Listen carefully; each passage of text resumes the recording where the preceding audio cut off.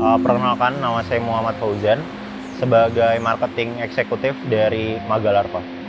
Magalarva itu pertama kali didirikan pada tahun 2017 oleh founder dan co-founder kita, yaitu Mas Rendria dan juga Mbak Aruni. Jadi memang awal diciptakannya Magalarva dilatar belakangi oleh concern founder dan co-founder kita terhadap permasalahan sampah di Indonesia pada saat itu.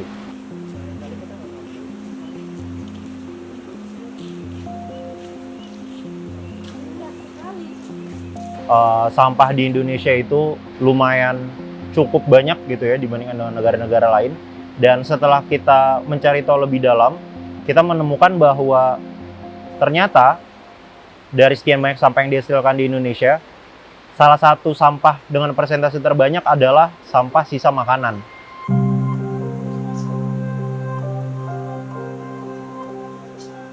Kita menemukan salah satu spesies yang sangat luar biasa gitu. Namanya adalah black soldier fly. Jadi spesies ini adalah spesies lalat yang dalam fase hidupnya dia ketika dia menjadi larva, dia bisa mengolah sampah hingga 5 kali lipat bobot tubuhnya dia. Dia juga adalah spesies yang mempunyai tingkat protein yang tinggi. Dan tingkat protein yang tinggi ini sangat berharga gitu ya untuk dunia makanan hewan utamanya gitu. Memang larva kita ini memakan sampah dari bermacam sumber gitu ya. Ada yang dari industri ini termasuk di dalamnya ada bisnis seperti hotel, restoran, ataupun produsen makanan. Kemudian ada juga yang berasal dari rumah tangga, dan ada juga yang berasal dari kerjasama dengan pemerintah seperti dari TPA ataupun dari TPS. Di sini tuh larvanya, itu telur larvanya akan ditetaskan untuk nanti menjadi larva. Telurnya tuh akan menetas, dan yang larvanya itu bakal jatuh ke bawah. Biasanya itu 7 hari. Itu nyebutnya sampai dia jadi mini larva. Jadi larva yang masih kecil. Cukup besar untuk memakan makanan yang lebih beragam lah. Kalau ini kan makanannya bubur, kalau bisa dilihat. Bubur sampah. Itu di belakang nih.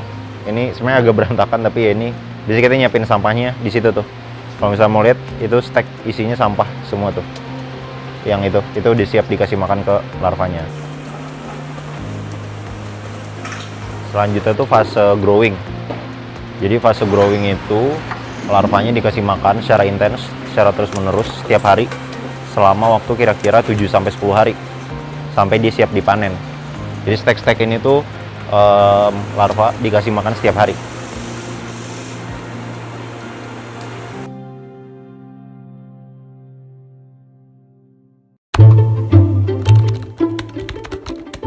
Jadi kalau produk kita ini sebenarnya kan produk kita makanan hewan ya.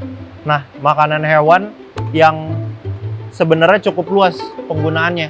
Bisa untuk hewan ternak, di dalamnya ada hewan ternak seperti ayam, unggas gitu ya. Ada juga untuk hewan ternak aquaculture, udang, ikan, dan lain-lain. Biasanya kalau yang mengambil produk kita itu ada juga yang menjualnya di secara retail gitu ya, di toko-toko pet shop misalnya, atau di toko makanan hewan ternak. Ada juga yang membeli produk kita untuk diolah lagi menjadi makanan hewan. Jadi mereka menggunakannya sebagai raw material dari makanan atau suplemen hewan. Untuk BASF sendiri, penyebarannya sih sekarang sudah cukup luas ya di Indonesia, karena biasanya di berbagai macam daerah tuh udah mulai muncul farm-farm BASF gitu ya. Dan ya itu hal yang kita senang juga, karena ya semakin banyak muncul kepedulian dari orang-orang lain, sehingga sampah yang terolah harapannya juga akan semakin banyak. Pada saat ini itu udah melakukan perluasan penjualan gitu ya. Dari produk kita tuh udah menjangkau seluruh Indonesia. Kita juga udah melakukan ekspor ke beberapa negara. Dan dari segi pengolahan sampah, kita juga udah cukup mengolah cukup banyak sampah setiap harinya, bahkan hingga 10 ton gitu ya. Contohnya di 2023 kemarin kita closing dalam 1 tahun, itu kita mengolah sekitar 1.700 sampai 1.800 ton dalam waktu 1 tahun.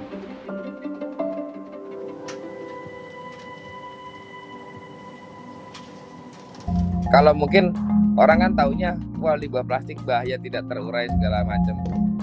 Justru malah kalau limbah plastik, kalau udah dicuci bersih, dimasukkan klasifikasinya, enak, diolahnya cepat. Yang jadi permasalahan, limbah organik kalau nggak nyari solusi yang cepetnya gimana? Dan limbah organik itu juga lebih bahaya mas pada limbah plastik. Sempat waktu 2021-2022 tuh kita naik mas ke gunung sampah yang ada di Piungan itu, kita naik ke atasnya itu, dan itu banyak kok mas di sekitar situ tuh yang istilahnya kayak gas metannya akhirnya kebakar dengan sendirinya, jadi kayak semacam sumber api kayak gitu. Secara maintenance untuk pengolahan sampah itu Maggot termasuk yang mudah, dan secara prosesnya pun dia termasuk yang simple karena yang bekerja itu ya Maggotnya untuk mengolah sampahnya. Hanya saja kan memang sampah yang diolah Maggot itu kan limbah organik ya. Nah, sehingga kita perlu memilah terlebih dahulu mana yang limbah organik dan juga mana yang limbah plastik. Jadi di Jogja sehari 700 ton itu jatuhnya berarti di luar dari hari raya besar. Oh, kalau Natal dan Tahun Baru sama hari Lebaran besok nih Mas, Idul Fitri, itu minimal 1,2 ton. Bukan 1.200 ton. Bayangin sehari loh Mas. Sehari.